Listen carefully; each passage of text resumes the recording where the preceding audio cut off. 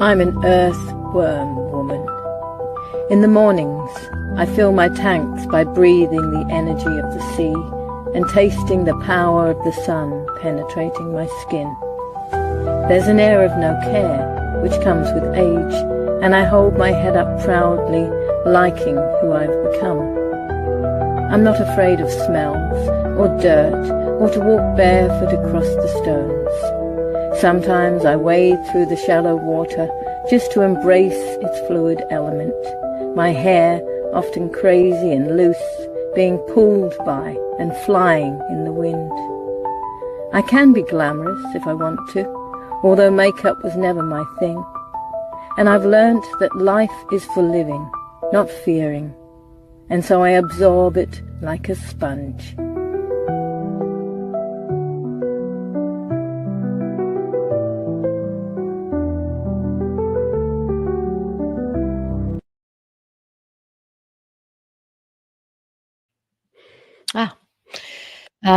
Yeah, well, here she is. Here she is. Grand rising, everyone. Now, that's what I always say. And I think we have to always rise with grandness and take each day as a new day to start just seizing life, trying to push all the chaos that we are constantly hit with away and just keep moving forward. And that's partly what this show is about today. It's about if you've got stuff you want to do in life, just do it. You know, if it doesn't work, but at least you've attempted and you've tried. So I've got two women who are coming on in a second. And just on that note, I mean, look at Melbourne. Bloody hell. Actually, I will bring them in. Here's Jennifer and here's Jody. Hi. Welcome. Good morning. Just saying, Melbourne, what a shithole. Look at it. Pouring with rain. Yesterday we had 31 degrees. And now we've got this just 3 or 4 days of, anyway. We have to just be ground risers. That's what I was saying. So, Jody, you're probably very new to all of this. So I just want to introduce you. You are from a famous Boland family. Your sister was on here once, Kate. Yes. Some people might know her as Queenie Queen, or Loving Being, I think now. And so, hi, Victoria. So, yeah, we're going to be talking about both of you and, you know, sort of a little bit about your past, but just about the project that we've started together. I had this, obviously people know about, or they may not know about it. Marooned is a play that's been going for since about 2017, which is around suicide, and it's been doing incredibly well. We've taken it, like me, I'm saying we, as in the Wolves Theatre Company, have taken it to country towns. We've had it in front of the army. We've had it in front of the chief of army and his wife, who absolutely loved it. They were going to take it all around Australia. Then the COVID stuff happened. It's been in many theatres. It's gone to small towns, and it's the thing that people say always after this play is, you got to get that play. You've got to get that everywhere.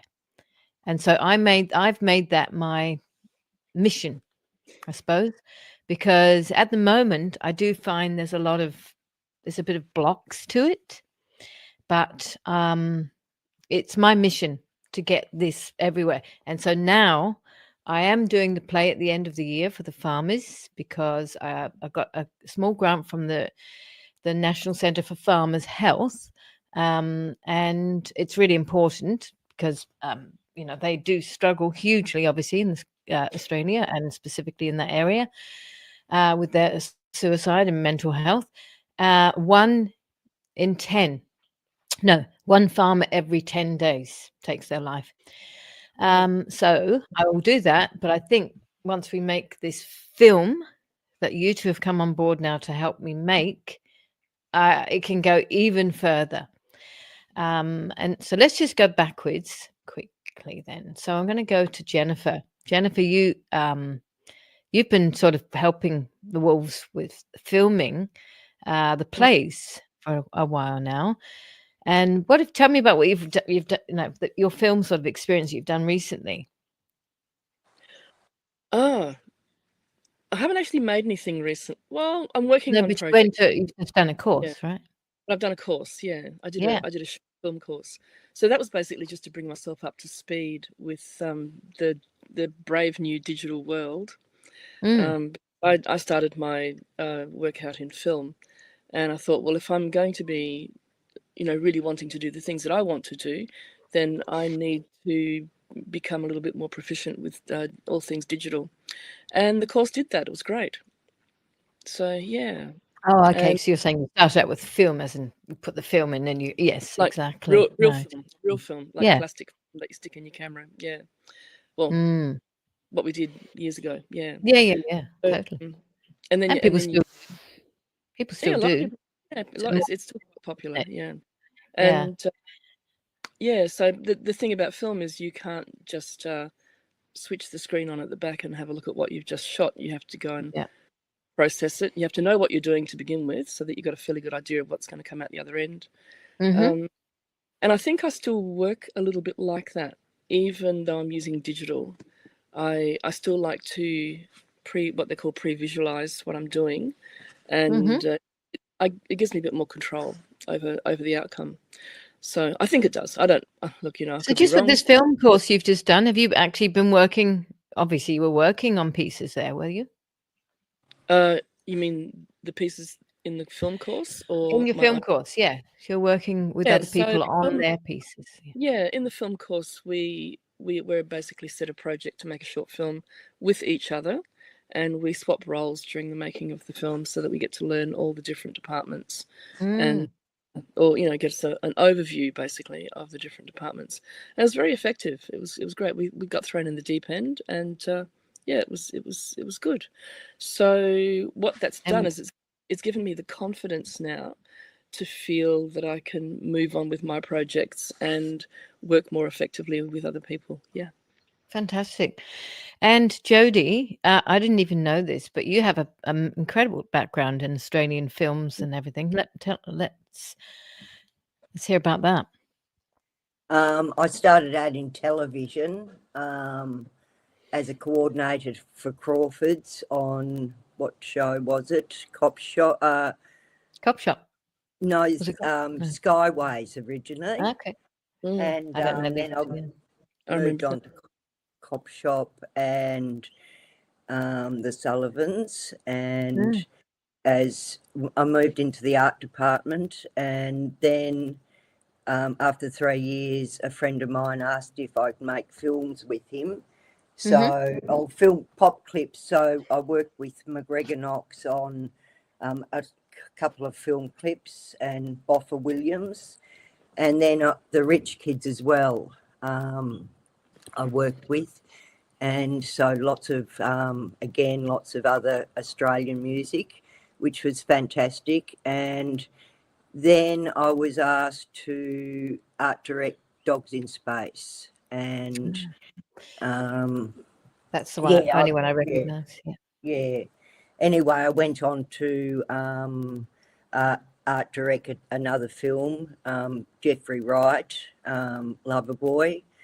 And then in 1988, I got pregnant. And in those days, that sort of I decided to give up work and move up the country and do something else. But I always had my hand in filmmaking, taught a bit of video making in Bendigo TAFE, and recently I've been working trying to produce a feature film called The Castle, and Then I saw the play and thought, really, visually, I love plays, I love words, and I love meaningful things. Sorry, the gardeners are here. That's okay. We can't actually hear. You probably good. can. Yeah. Yeah. And then I saw the play and thought, this is such a brilliant thing to do. Well, thanks. So important. Yeah. Yeah. Well, that's visually, creatively. Creatively. How can they be doing that? It's pouring as rain. They're maintenance people, really. They don't okay. They use blowers, whippersnippers, and never have a rake in their hand or a broom. Basically. Oh God, yeah. What happened to rakes? Sorry. Yeah. No, I agree. Don't. So yeah. Anyway, I think it's a really good project and a really important topic, basically, and a brilliant play.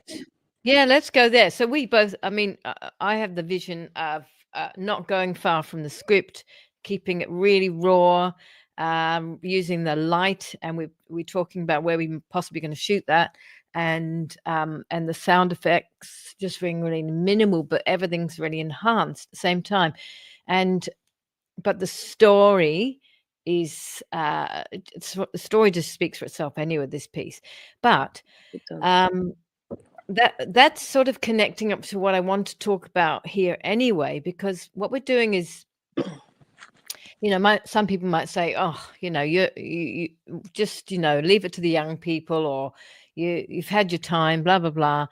No, what I'm really interested in now is promoting women, number one, but women supporting women, Maddalena, and Denise. And I'm sorry, Terry, you're fantastic to obviously supporting as well. So it's not just, I'm not only interested in women. I think men obviously are doing amazing stuff as well in supporting us. Those three people are the people who have affiliates with me, that's all, or support as in with their businesses. So what I'm very, very interested in, and it's just sort of happened naturally so far, is working with people like yourselves who have all the background and have the ability. So we're going to get back out there and make it, where other people might say, oh, bring on people who are more experienced right now. Jodie, I know you've got tons of experience, but do you know what I'm saying? Sort of saying it in a roundabout way. Why can't we do it? And that's the thing. We are doing it. And I find this extremely exciting. And just on the other thing as well, the topic around suicide, I think when I first started talking to you, Jodie, about I was sitting in the car talking to you about coming on board, and we immediately went into talking about mental health and our own mental health and how, and our children's and our it's such a broad subject, and it's not like all of us have the propensity to say, I'm going to, I feel like I'm not allowed to say all these words, but of course I am, have the interest or the want to take our lives, but we all, many of us can get to very low points in our lives. Yep. And often you see people who've got a lot of depression or sadness or struggles, they put a smile on their face. So you actually can't see it. And I'm really interested in this stuff, and so it really interests me to work with people. Not only have you got the ability to make films, but you've come from a place of knowing what this subject is. Well, part of I'm a visual. I've got a grandchild now. She's 4 years old. She's obsessed with the screen, which absolutely every kid is if they can get their hands on it. It's GMARS, that's what I'm called. Well, when she was younger than now, she could look at photos on my phone that I'd taken and little videos I'd shot, music sort of videos at the market here, for instance. I live opposite at a park that has live music, so I often go and sort of film things just in the park. And the obsession with visual, well, the blue screen is a different subject, but we all are visual creatures, and I realise how obsessed I am with my vision, even though I'm half blind. She's not doing the camera work, don't worry. Yeah. And it seemed to affect my photos, obviously, but I think I love images, and I love watching things. I've just come into the streaming world where I do have Netflix, and I've just on Saturday finally downloaded Disney onto my TV. And I love. Let's not promote these people. That's not not good. But the films. But let's not promote them.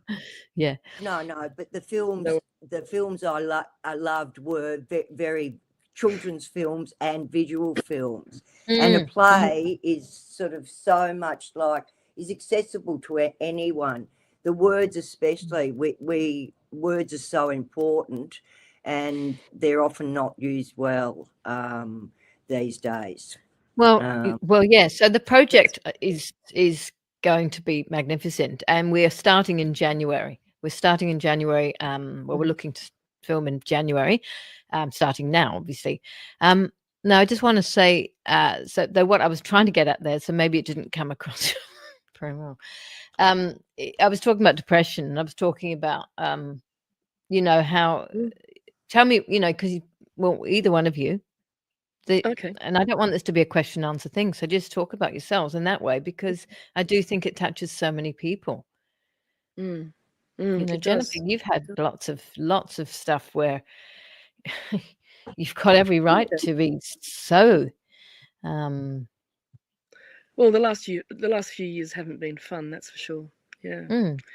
So, can I be frank about? You can be Frank, you can be Betty, you can be Jennifer, or anyone you want. Oh, thank you. Of course, yes. Yeah, so my eldest son died 5 years ago, and the crazy thing was that he had been suicidal for many years before then, but during the 6-7 months before he died, he was not suicidal. He'd reconciled that, so his death came as a big shock. And it's. So how was it? Talk about when he was, when he was suicidal. When he was suicidal, it was a nightmare. It was an absolute nightmare. So the thing about suicide that people say is, if they say they're going to do it, then they probably won't. But that's apparently a red light. So and my son was quite vocal about it, and so I walked on eggshells for 12 years, and there was a specific event that triggered it. Oh yes, wow. So he was caught in the Mumbai terror attacks in 2008, and about 6 months later, after he was home, we went and saw so these are the little things that people can look out for. We went and saw a movie called Eastern Promise. It was like a fairly heavy duty espionage movie, and with Russia and the Cold War and all that kind of thing. And about halfway through the movie, there was a bomb in the story. And as we were walking through the car park back to the car afterwards, he said, "Ma," he said, "did you feel the cinema shake?" Mm. And I went, no. What do you mean? He said, well, when that bomb went off, I felt the cinema shaking. Mm. And that was the first sign for me where it was like, okay, I need to keep an eye on this. Trauma. Because it's not that he felt the cinema shaking, because the cinema wasn't shaking. That's how your brain interprets the trauma when you see stuff again. And part of his trauma was that he was witness to the bombs that went off in Mumbai the year before. So was he actually physically there? He physically witnessed it. He was on the phone to me when 2 or 3 cops were murdered and dragged out of their car just outside the window of the restaurant he was in. Oh, and God. so, and then while he was talking to me, I heard an explosion in the background. He said, "Oh, Ma," he says, "I've got to get off the phone because the terrorists have just shot a what do they have? A rocket launcher or something like that. They shot it into the restaurant next door to us, and they're keeping it. They're trying to locate us." And he says, "I think they're tracking my phone, so I've got to get off the phone because the next rocket could end up in our restaurant, and there's like 30 people in the back of us, in the back room that I'm helping look after." So, I mean, it was really, he was really quite relaxed about the whole thing on the day. But shock comes afterwards, doesn't it? Comes afterwards, yeah. So, and we don't know what it is that triggers these things in people who become suicidal. And on the outside they look pretty normal. And when in dealing with traumatic events, they can be quite laid back about the whole thing. I can be laid back about that stuff too. So and through that 12-year period, I was, for a short while, I had what they called suicidal ideation. You just want to go to sleep and not wake up, and because it's just all too hard. This thing go away. I mean, sometimes I probably speak for a lot of people who get to a point where things are just too much, but then there's some people that it goes further. I don't think I've ever felt suicidal. I have thought, I just want to get out of here, but I'd never felt suicidal. And that can be where it starts. One of the other compounding factors I just thought of is that while he was working through the trauma after he got back, well, we thought, I suppose working through the trauma, like trying to figure out how to get to the next bit without too much, things falling apart even further. But the we heard from, I think through the media, that Centrelink had offered some sort of financial assistance to people specifically who had been caught in the Mumbai terror attacks, and they were offering assistance for people who were involved in international terrorism of any sort. And so he thought, oh yeah, that I'm in the front line here, and they treated him as though he did not exist, and they pretended that he was not there, even though it was all over his name, his face, the story were all over the media. Oh, really? So maybe when the attacks were on, he was the phone connection from India into the country for 3 major news stations, and that they were getting live feeds from him for 24 hours. So he was swamped with he was just bombarded with being. We both were, having to repeat it probably and things like that, which is just awful. It was awful. I mean, I'm so sorry, Jennifer. 5 years ago is nothing. No time is. Well, that was 17 years ago. Yeah, I know, but 5 years ago 17 years ago. Yeah. 5 years ago, 5 years ago has gone like 5 years has just flipped past. Yeah. So when Centrelink basically said, "Oh, we've got all this money, tens of thousands, $70,000 they could have offered him, to you know, for I don't know what you're going to use that much money for, but when he applied, and I'm getting a bit off track here. Don't worry Anyway, about but going into that. they wanted that. This is the crazy thing, and it's the absurdity of the situation. They wanted him, like a couple of years down the track, when all this was beginning to sort of settle down and trying to work, work out our path through the rest of our lives. They wanted him to provide a boarding pass to prove that he'd gone to India that day. Who keeps their boarding pass? That's insane. But the thing is, so you live with a son who was traumatized and, PTSD, all of that, and had to be there for him. And it's a massive thing, having to be there for your kids when they're really struggling. I know that. And then now you've got to deal with the fact that he's not here. So you yourself must be carrying a huge amount of pain. I guess so. I don't really think about that. Sorry, I don't want. Yeah, it's all right. I don't really think about that. I'm maybe that's part of the distraction, and that's the great thing about being a filmmaker and an artist, I suppose. I mean, I'm a photographer as well, so and I make art with photographs. It's very distracting, and that creativity allows me to get a lot of that stuff out of my body. You've got to get it out of your body. So you've got to have somewhere for it to go. Well, that's right. And that's why talking is the key. And this film's all about talking. That's the basis. That's the whole sort of premise that we need to. I mean, I meet several people on the beach, and there's this one woman, I haven't seen her for a while. And we saw each other yesterday, and we're just talking because we've got the same sort of issue going on at the moment. And I definitely have to catch up with her because I know I could be good for her and she could be good for me.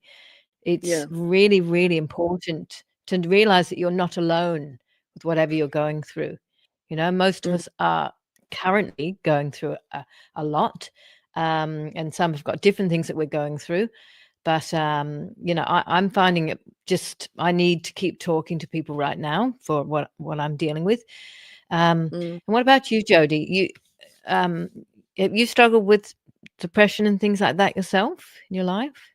I was sent off to boarding school when I was 16, away from my family, and my mum died not long after that, and then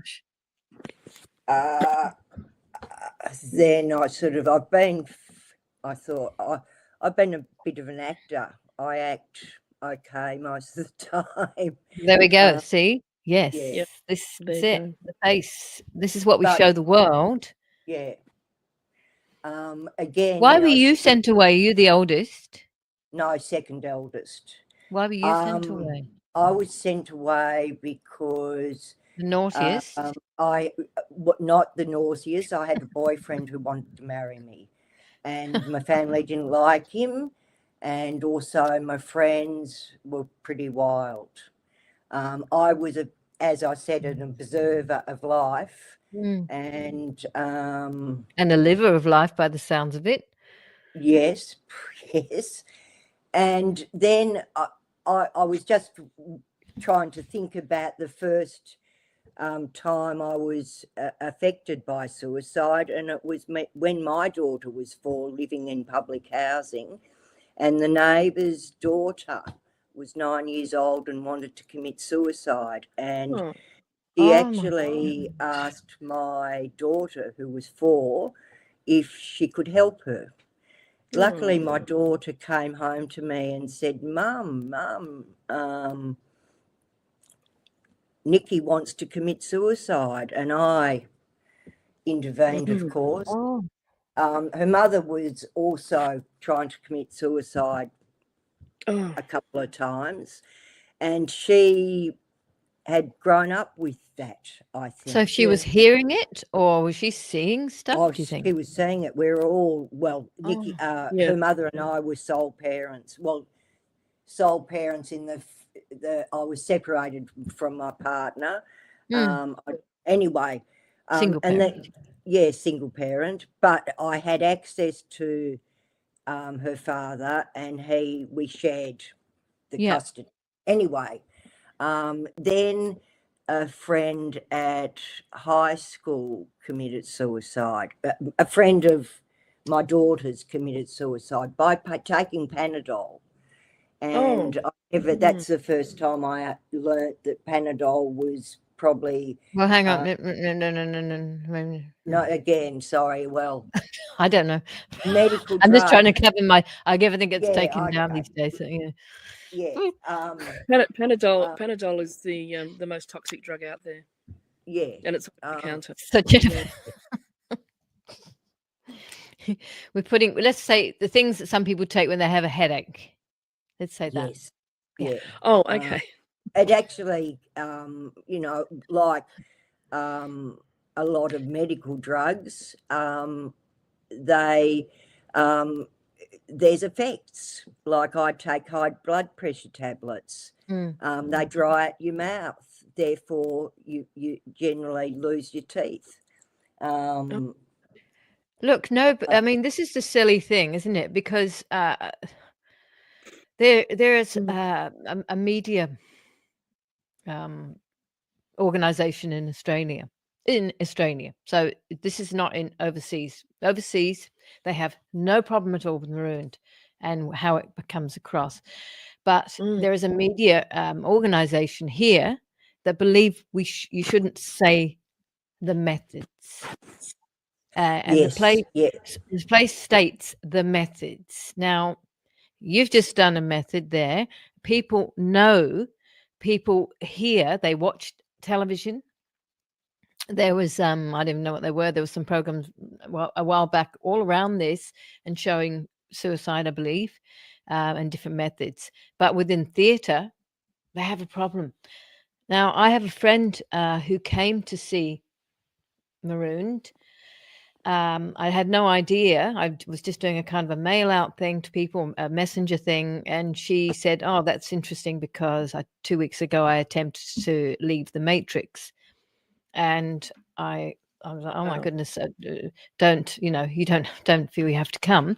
And she was actually in, not outpatients, whatever it's called, when you've sort of come anyway, she was in a sort of a situation which was still being watched and looked after.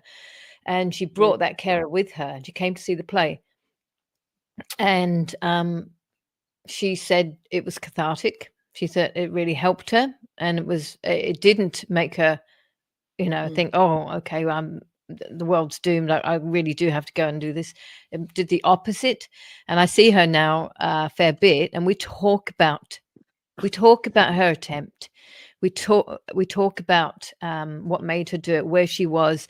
And I think it's imperative because otherwise they just go back into their silence and people think they're okay, maybe, You've just hit on one of the main problems of the whole suicide narrative in this country, and that is silence, and it's intentionally orchestrated.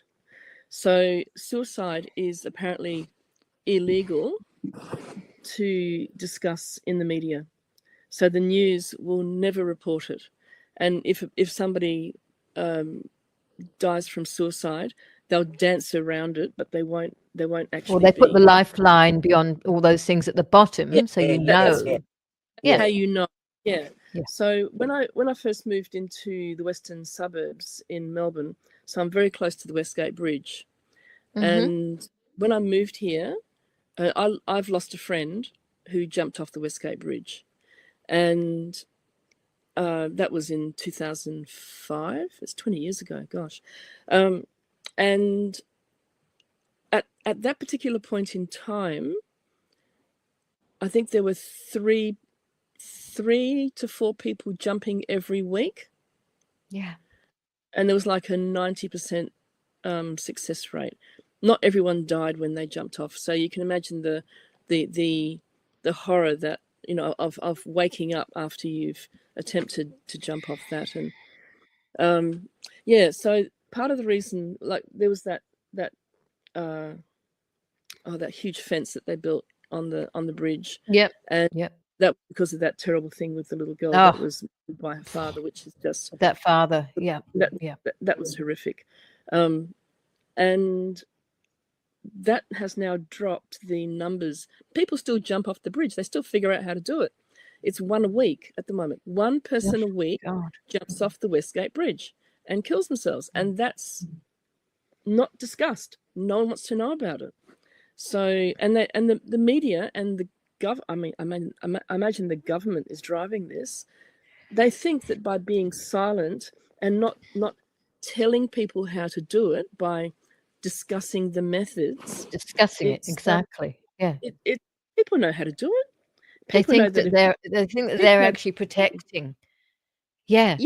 And this is the thing. Yeah. And it's I get quite angry with some of sorry. I get quite angry with some of these organizations because they absolutely they just adamantly think that that's the right way. And I said, but the numbers are going up.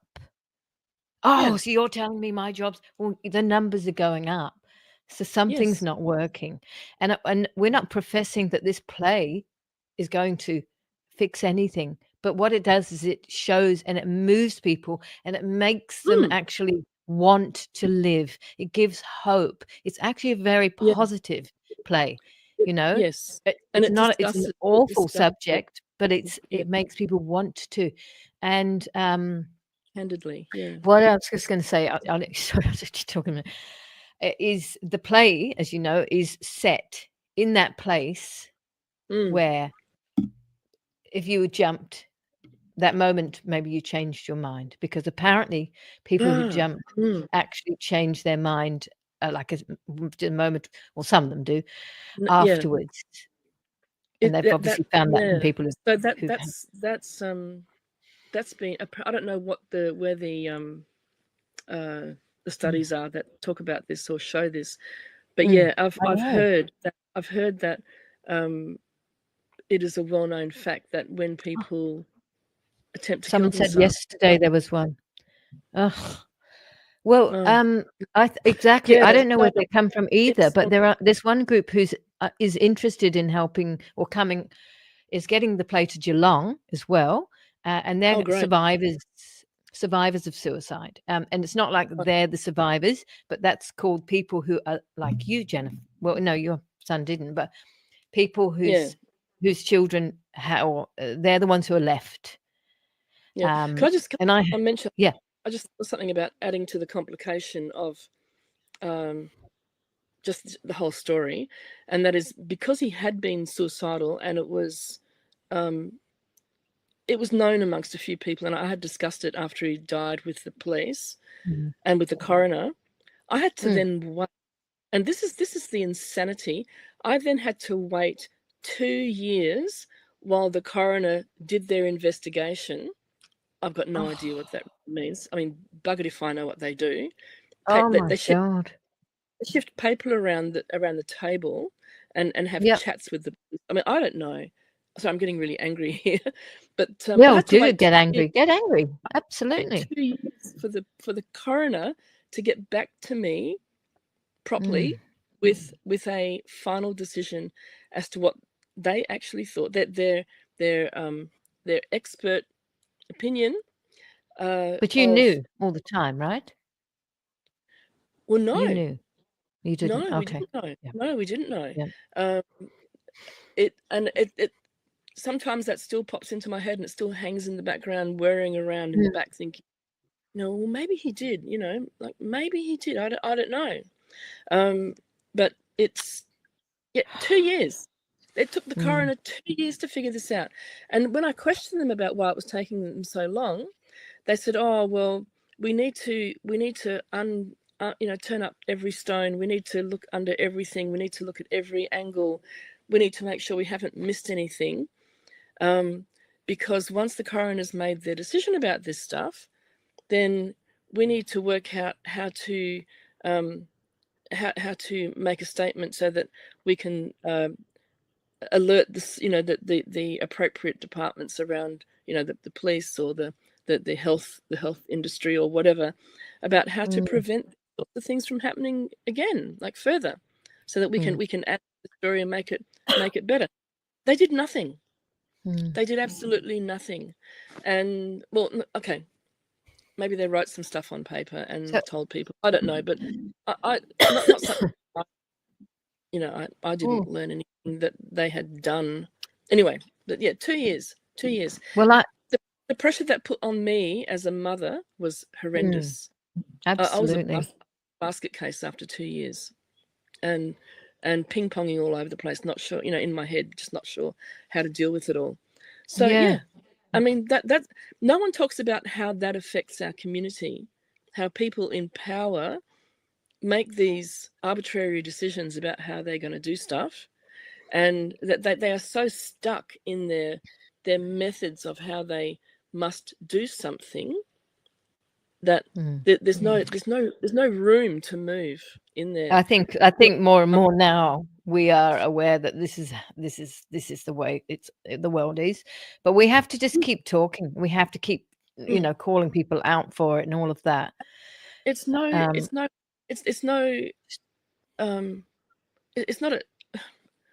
wonder that it's snowballing. Like we have such a huge increasing suicide problem in our mental health altogether. Mental health, and that the people that hold the purse strings don't want to talk about it, and they want us to pretend. Really sorry. I just really want to make sure that this does get to as many people. So honestly, I looked after a young lady that tried to end it.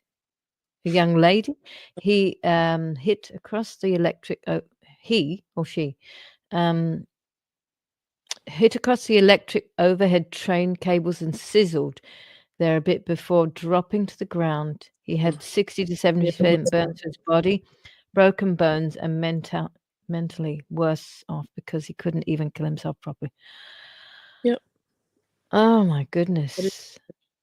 That's horrific. That is horrendous. You mean, so it was a guy. And it's not only just horrific for the person who's experienced that, but all the people around them, their family, all the first responders, all of those people who have to deal with it which is all in the play. Yeah, it is. And I was just going to say, so there's Felicity is the mum of Guy May.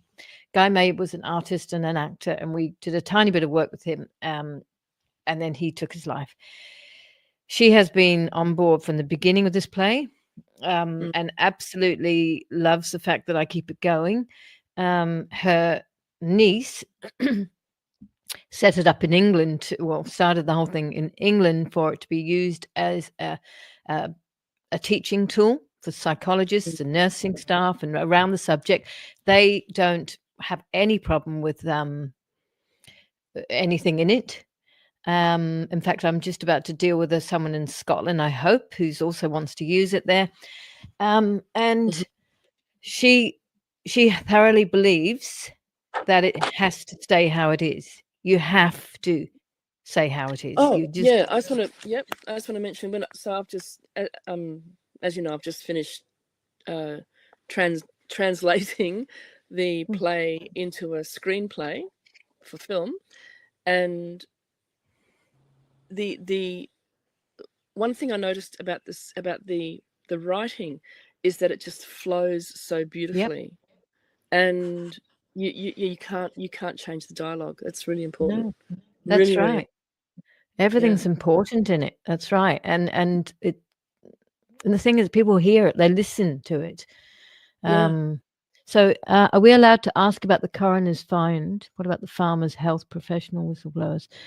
Kids kicked off social media, adult censorship. Which bit of that should we talk about? What do you mean? Yeah, I won't get into the coroner's find. There's a lot of things there. Sorry. All of this stuff coming up. We've got the farmers' health I know what you're talking about there, but that's to do with what the play's going to be on in December up in Colac.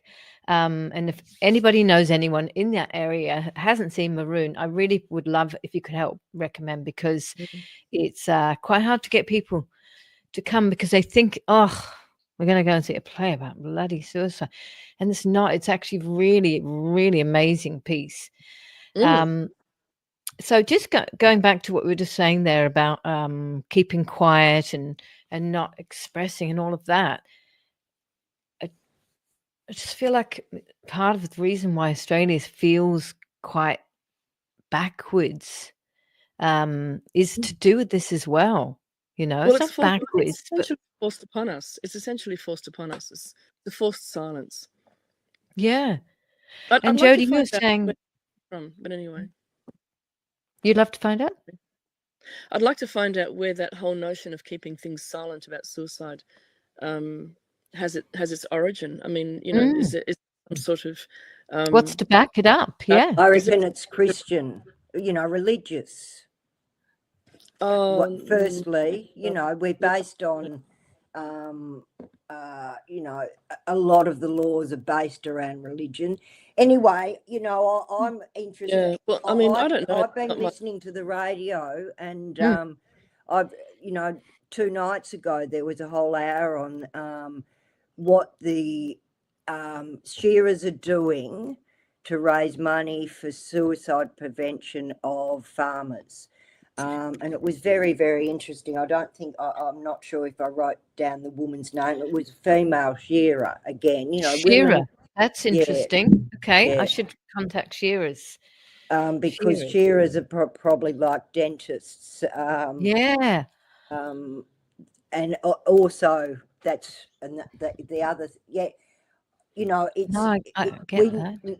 I now will look up why we can't talk about suicide publicly, and obviously, you know, the ways to do it, but I think you can be interviewed about making a play about suicide, and the guidelines about not mentioning ways or not mentioning names.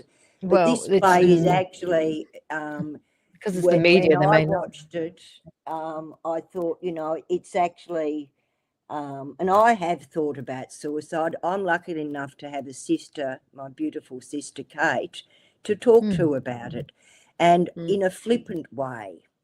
And in a flippant way, what do you mean by that? Well, if I'm depressed, I get up and think, what's the point? You know, 68, still working at a big company, you know, that's probably quite evil, and haven't been able to do what I always wanted to do. And that's not filmmaking as such, because I've had a great career in filmmaking and dabble in it and have family in it. So I'm, you know, it's next door to me all the time. Yeah. But I studied architecture. I wanted to build a house. I wanted to buy property. I lived in Castlemaine, and it was I was doing it with my father, and it was stopped. And since then, I've thought, what's the point? You know, what do you mean? Why was it stopped? Because your dad was an architect, wasn't he? My dad got sick the day he was to sign the guarantor papers, and my family, my sisters, who knows who did it, or my stepmother, said, we're not doing this. 20 grand for 20 acres, and I designed the house. I knew the farmers. I'd planned the permaculture farm, or from the age of very young, all I wanted to do was build my own house, have a sense of place. Yeah. And your dad anyway, it didn't happen. It's never going to happen now. Oh, no. Never say never, because we don't know. Well, no. I've built houses before. You know, at my age, I can coordinate building a house, of course, but I can't make mud bricks, you know, I can't, I can't afford the $500,000 that land would now cost. You know, come on. It's crazy. Everything's got I've lost the opportunity, but recently, you know, my daughter's providing me with that sense of place. And it's a bit reversed, but I'm so lucky and grateful that I can have time, almost a second chance with my daughter, who I ran away from when she was 14. I left the state. She thinks she was 12, but she was 14. And that's also, you know, a sense of, I don't think I failed, because she's such a beautiful girl, and her father and I did great things, although her father and I weren't together. It takes, you know, anyway, it didn't work out the way I wanted to. And in the mornings, I get depressed when I wake up. But recently, I decided that it was so painful being depressed that I did have a choice. And it wasn't to, you know, I've been to so many psychiatrists, so many psychologists. I lived in Castlemaine. There was great access to mental health. For the 35 years I lived up there. To me, that sounds, sorry, but. But again, I can have conversations with my sister. And I've always wanted to live. My grandmother died when I was 6. My mother died when I was 20. You know, women, you know, I think we're still working it out, because women are, you know, we're all parts of nature. And I've been so angry as well that was going to kill me, not doing anything else. Well, that's it. See, I'm just saying, you know, you say you could go to psychiatrists, psychologists, whatever. But if you've got real things, these are real things you're talking about, which have made you go to a certain place, you know, a mood. And sometimes that mood can be really severe, and it's very difficult to get out of it. But it's reality. My nephew suicide. I'll read that in a sec. But that's the funny. That's not funny, but that's the thing, isn't it? You know, they think, oh, we got to find it, but it's blatantly obvious. You were the two reasons why you would have fallen. You know. I'm too scared to commit suicide. You know, I'm terrified of dying. Oh, no, I'm not saying that. I'm saying the reasons why you were down. Yeah. Oh, yeah. And the reason I'm down, you know, I haven't, well, people love diagnosis, and they say, you know, I've been diagnosed with ADHD or autism in my older age. I've often wondered what's wrong with me. And when you doubt yourself, I think the thoughts of suicide come up. I've had, you know, my sister's boyfriend committed suicide. I've had a lot of people die of misadventure. Not close friends, but friends in the industry. The 4 people that starred in 4 of the stars in Dogs in Space died under 10 years after the film. One to an illness, but was that Michael Hutchinson? Was he in that? Well, Michael, you know, it was accidental suicide. But I believe that if you venture into those sorts of acts, you're gambling with death. And I'm, you know, I didn't go in lifts. I don't like flying. I've played it very safe all my life to protect myself. No, and I like again, you know, yeah. When I saw the play, I thought, this is just what I needed. Well, and I have to say, Jodie saw. I mean, the production's always fantastic, but we had an interval. It wasn't in a great venue for it. Lights were just sitting there. So you know, you haven't even seen the best version of the play, but you can hear it and you can see it. There we go. So this is Canada, yes, where they actually talk about maids. If you were speaking how you're speaking now, they could say, "Well, come on, Jodie, come over here. We've got something for you," and they would actually say, "Well, you might as well go." People don't even know what maids. People don't even know what maids is. We cannot. We cannot crazy. support. I would never support suicide, and because number one, you never know what's ahead. Number two, absolutely, you're not being true. Right, the people who are here are the ones who will suffer. So it's almost a selfish act. Yeah, you know? Look, I've really chewed over that one. And you know, I can go on ad nauseum about how my son's death has affected me, and you know, how I'm going to sort it out. It's not about me. His death is not about me, and I think his death is, he's the one who died. I know, but it is about you because it has effect. It's you gave birth to him. I mean, and because I loved him, so very much, and there's that thing that's coming out a lot now where, and one of the things I've learned is that the reason why we feel so deeply, and so why grief grips us, is because we loved so deeply. That's when you focus back on that, it makes it a whole lot easier to bear. Now, I just wanted to mention, because Jodie mentioned it, about dying.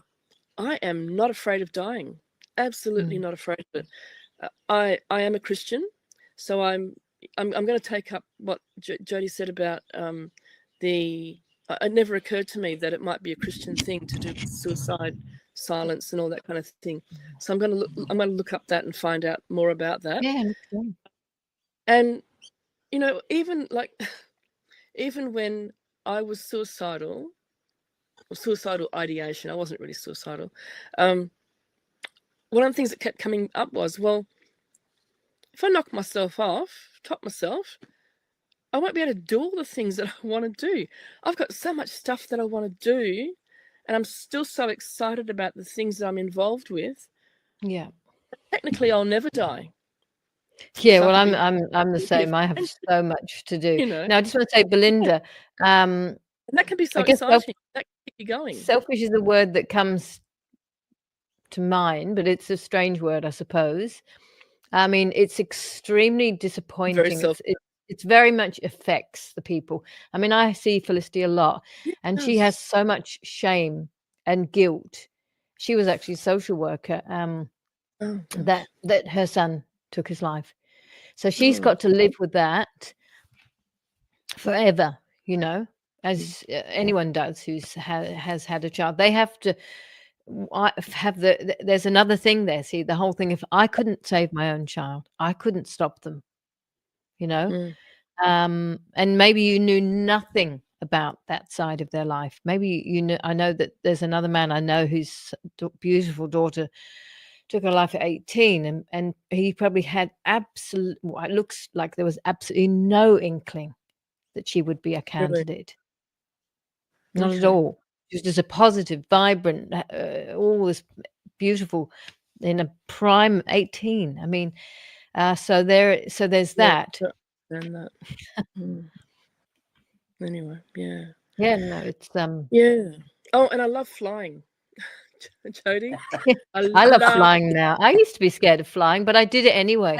I always had the risk anything attitude.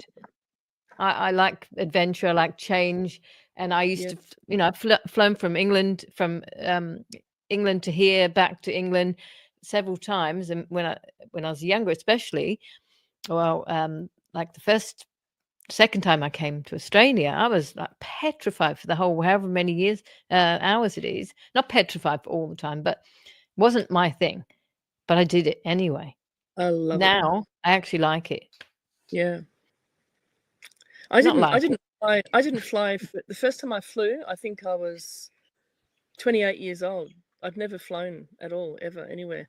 Driven all over the country, but never flown anywhere. And when I finally got up in the air, it's like, I can do this. You know, I could have been a pilot. Wow. Yeah, just love it. You wouldn't have a job now. I saved a male best friend from almost taking his life. He had the rope ready to go. His marriage ended and he couldn't cope, but he eventually healed and remarried and had another child and is the happiest he's ever been. Well, that's it. So you never know what's ahead. And of course, time is a healer. If you are in a really bad space, I was going to read this one. I used to think that the suicide was selfish, but after working in acute mental health, I discovered that in their head it's twisted around to not being a burden. Yeah, of course it is. And they'll be better off without me. This is looped into their head 24/7. Some don't sleep for days. I believe it's demons. Oh yeah, absolutely I completely agree with you. Demons or just the negative.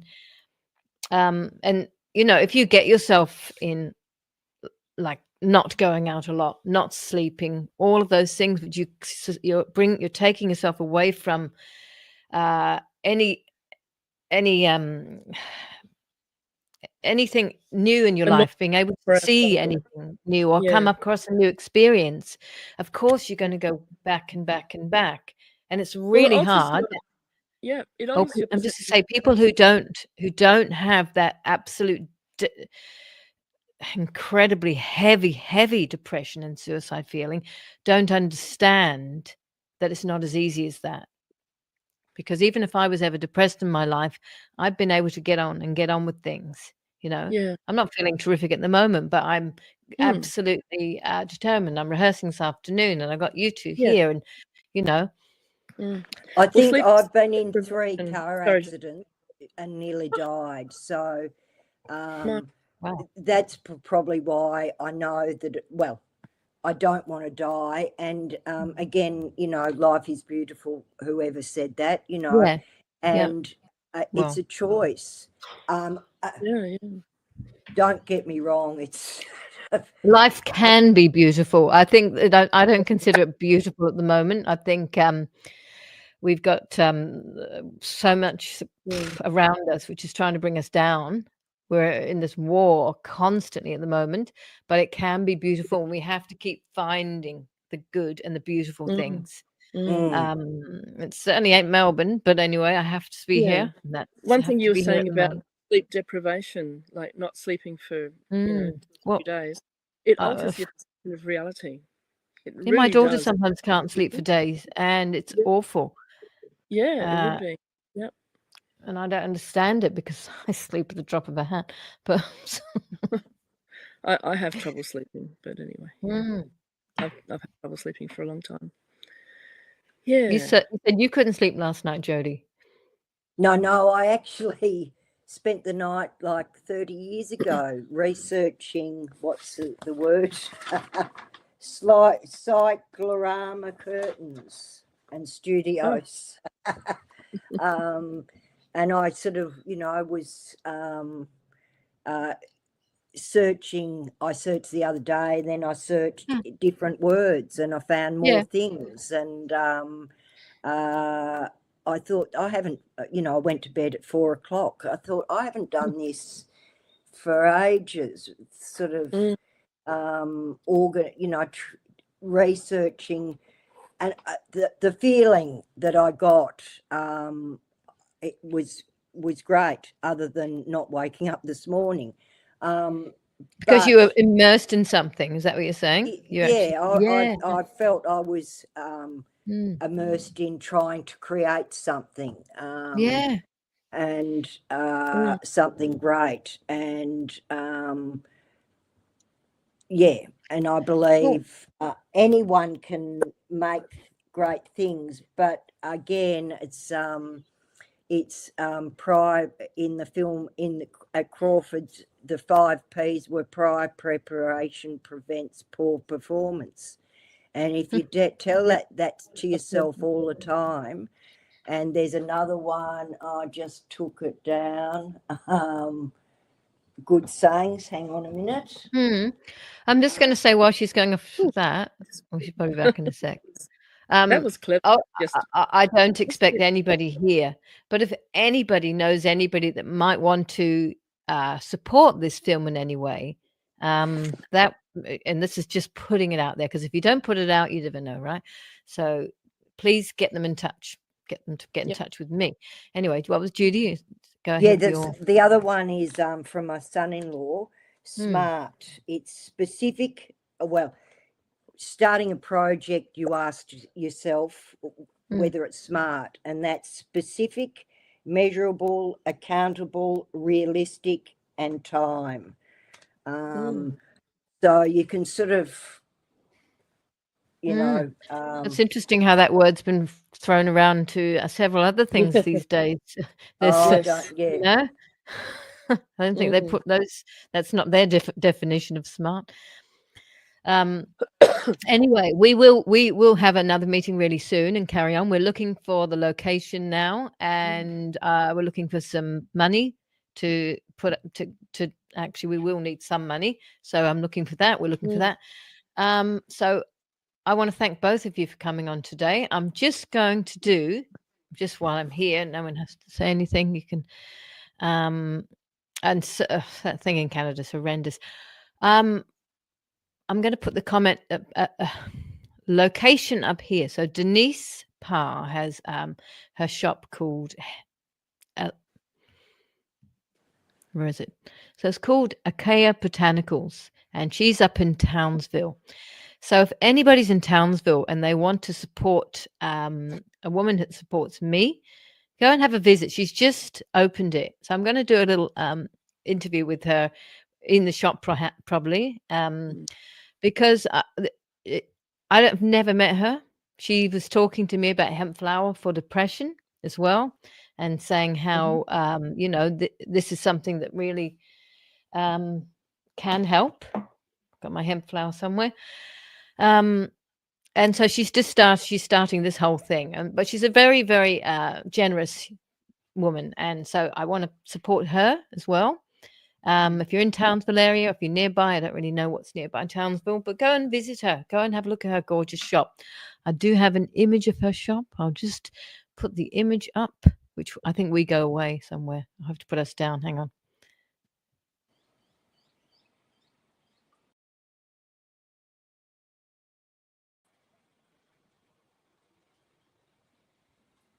There you go. That's the technical part's over. Can I just mention something about you? You said that Hempflower for depression. Can I just tell you an experience that I had when I was pregnant with my first son? This is 1983, and I had terrible. Just my emotions went in crazy, and I couldn't control myself very well. So by the time I was about 4 or 5 months pregnant, I was crying all the time, that the slightest thing would upset me. And it was really, and I could tell from the inside of myself that it was completely irrational. But I couldn't control it.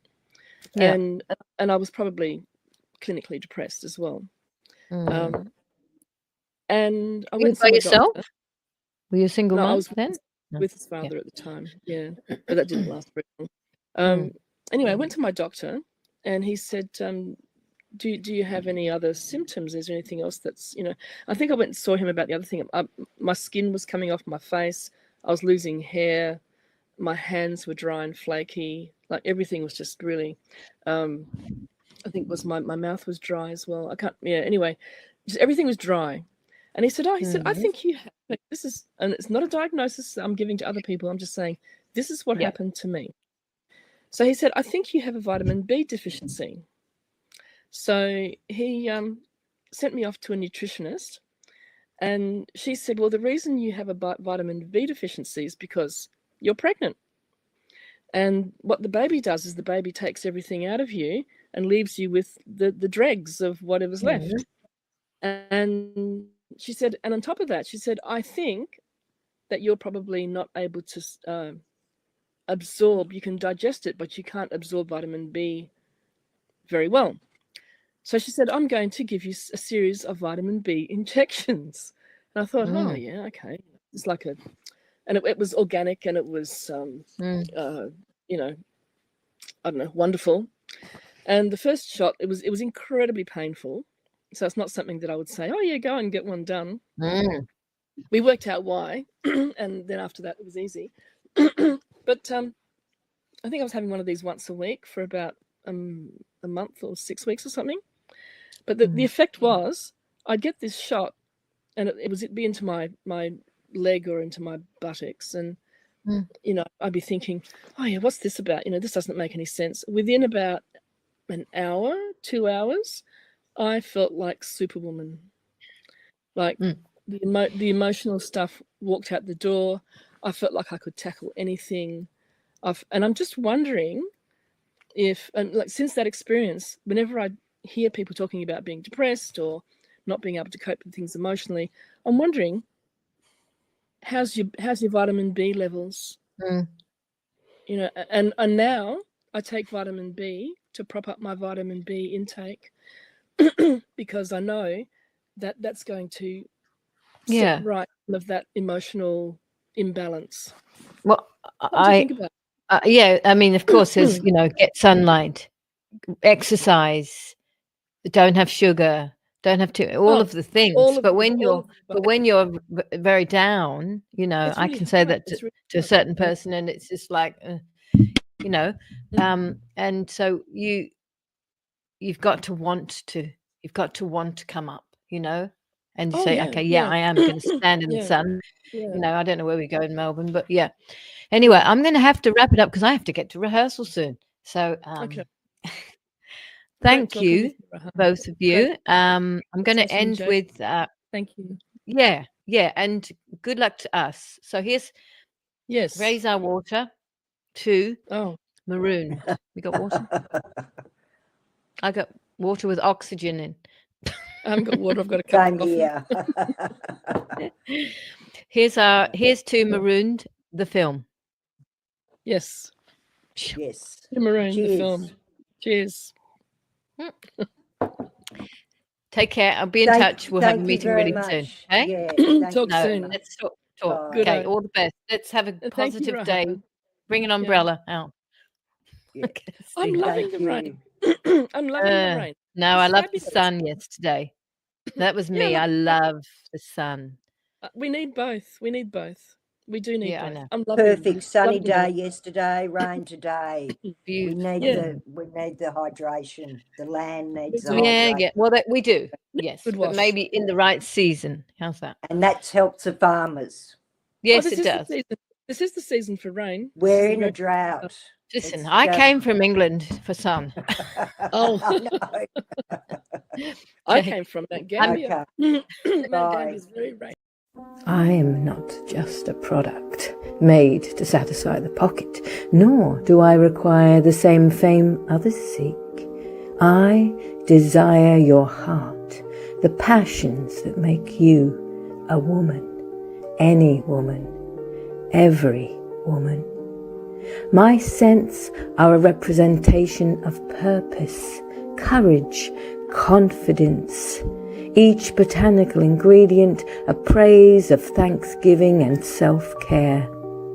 The way I feel upon your flesh, a comfort of nourishment, as I feed dehydrated and depleted layers of skin, bursting for a new life of regrowth and youthfulness. If I stir your soul with each application, let it be known that you, too, are an intimate duet woman.